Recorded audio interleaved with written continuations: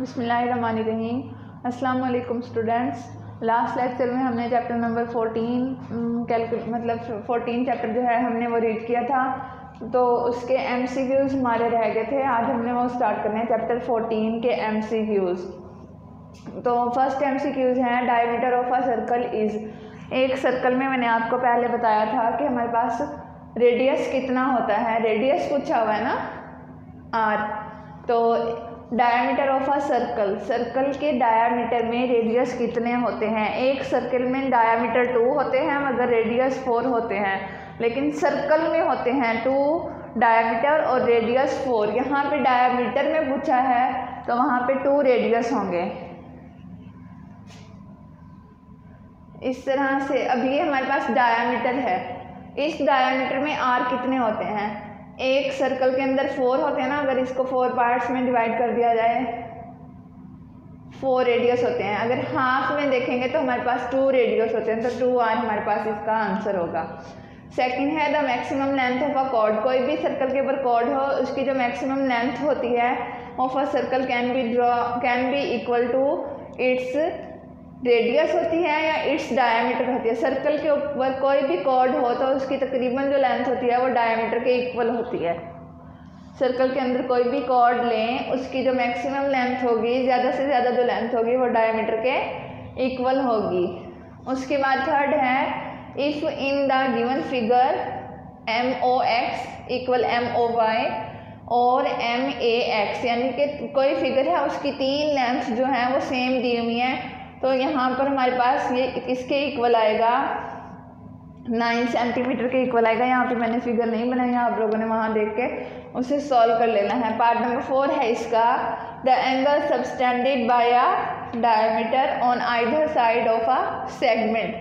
अगर हम कोई भी एंगल बनाएं डायमीटर की दूसरी साइड पे और उसे सबटेंड कर दें डायमीटर पे, तो वहाँ पे एंगल जो है कौन सा होगा, 90 डिग्री का होगा। फिर है कॉन्सेंट्रिक सर्कल हैव डैश।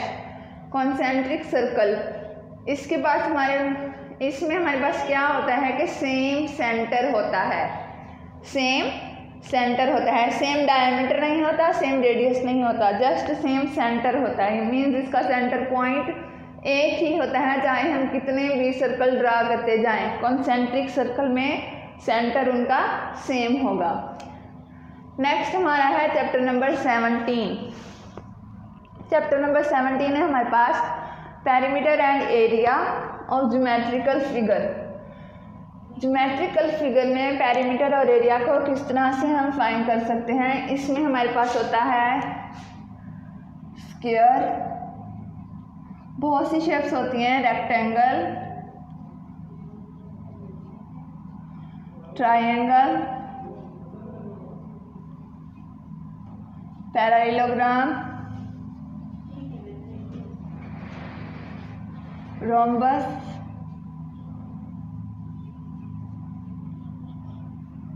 ठीक है, ये शेप्स होती हैं।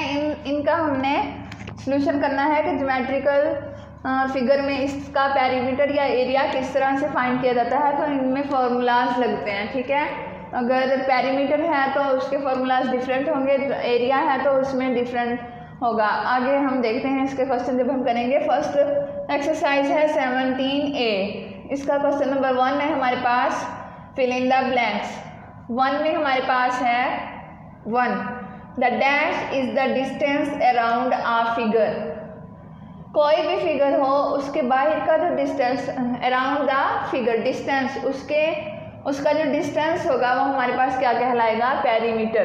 किसी भी फिगर का डिस्टेंस जो है अंदर का डिस्टेंस वो उसका क्या होगा, पेरीमीटर।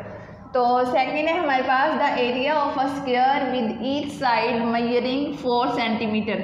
अगर हमारे पास कोई शेप है उसका एरिया है हमारे पास 4 सेंटीमीटर, ठीक है, तो उसका हमने स्क्वायर निकालना है। सिंपल स्क्वायर के 4 है तो 4 का स्क्वायर हमारे पास क्या होगा, 4 × 4 इज इक्वल टू 16 होगा, ठीक है। स्क्वायर फाइंड करना था तो 16 स्क्वायर मीटर, यानी कि यहाँ पे हमारे पास आ जाएगा मीटर का स्क्वायर, ठीक है।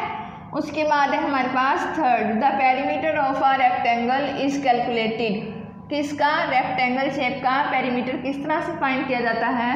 हमारे पास पेरीमीटर होता है स्क्वायर और रेक्टेंगल का सेम तकरीबन होता है। जैसा कि आप जानते हैं कि स्क्वायर जो शेप होती है उसकी 4 की 4 साइड इक्वल होती हैं, या तो हम उसे लेंथ मल्टीप्लाई लेंथ भी राइट कर सकते हैं, लेंथ प्लस लेंथ भी राइट कर सकते हैं, या फिर हम लेंथ और ब्रीथ का भी यूज़ कर लेते हैं। इसी तरह हमारे पास रेक्टेंगल और स्क्वायर में तकरीबन सेम ही होता है।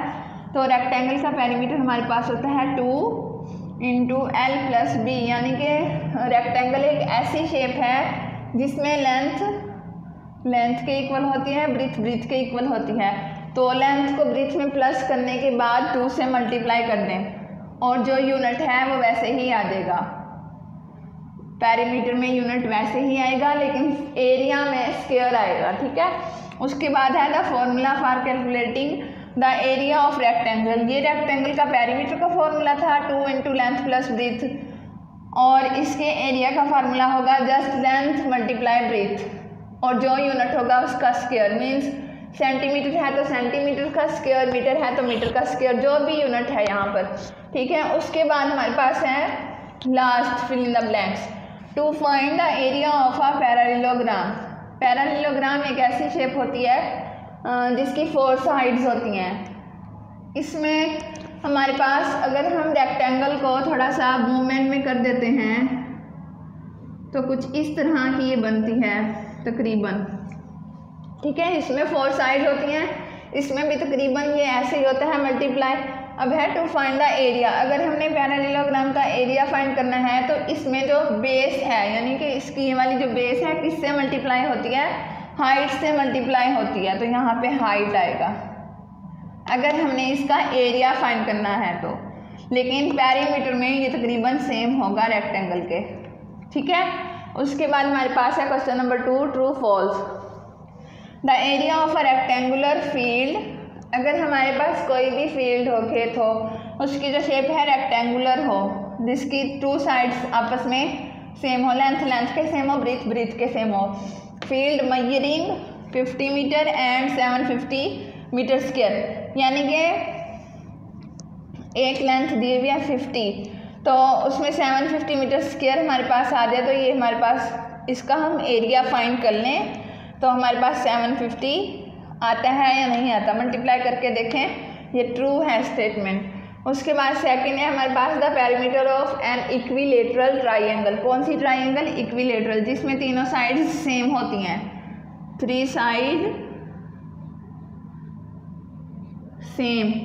Equilateral triangle the perimeter equilateral triangle का with each side 5 metre long is 25 metre square. ये तो हमें एरिया दिया हुआ है किसी भी शेप का, यानी कि 5 × 5। ऐसा नहीं होगा, जब हम इसका पेरीमीटर निकालेंगे तो फॉर्मूला चेंज होगा, वो तकरीबन मेरे ख्याल से 15 आएगा यहाँ पर, तो ये 5 है, तो ये स्टेटमेंट हमारे पास रॉन्ग है।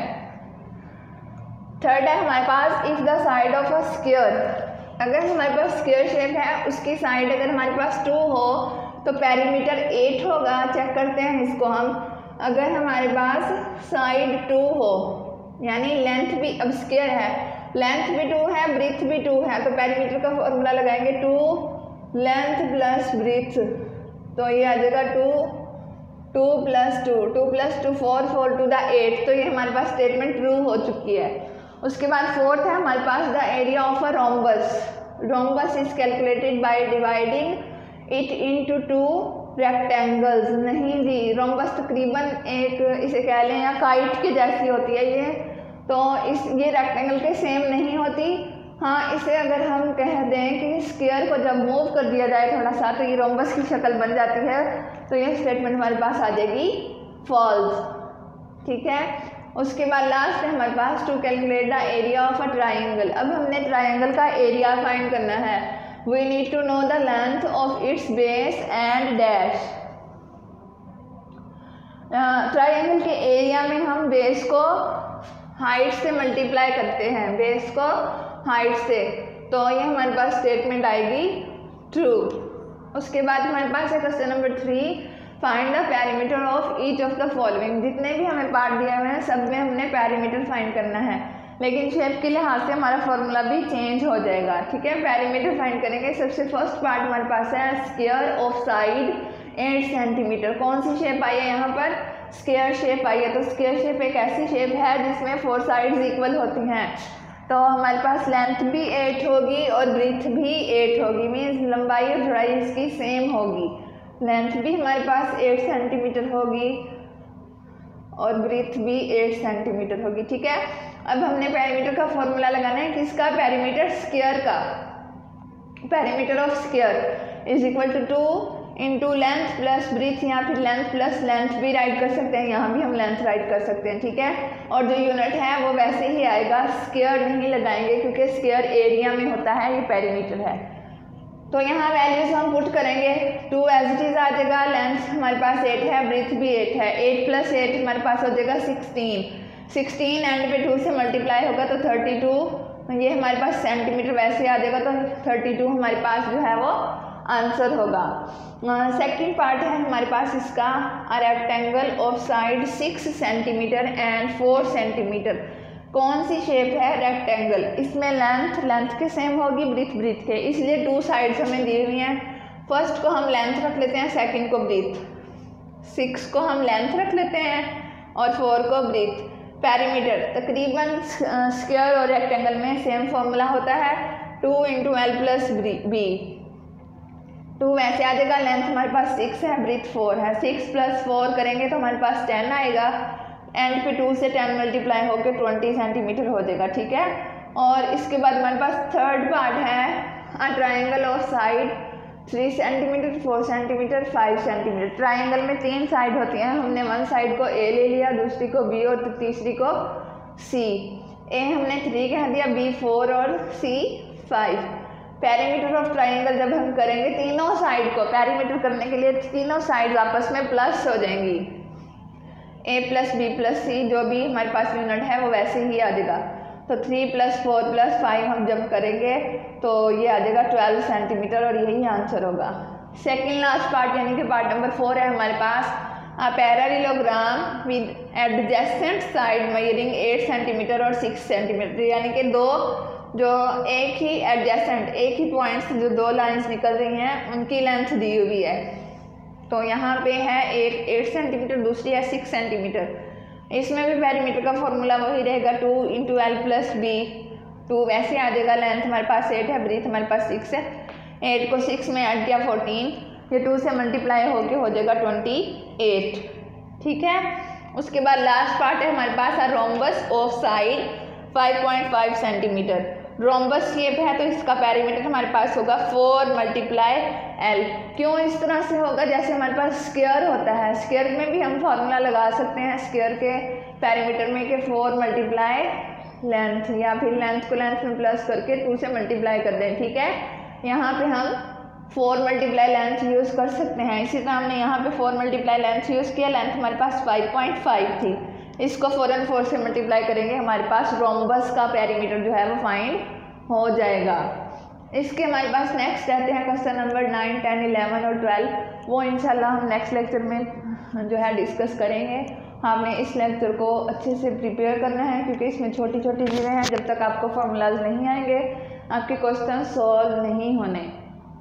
तो इसकी अच्छे से प्रैक्टिस कर लें आप। नेक्स्ट लेक्चर में इंशाल्लाह मुलाकात होगी, तब तक के लिए अल्लाह हाफिज़।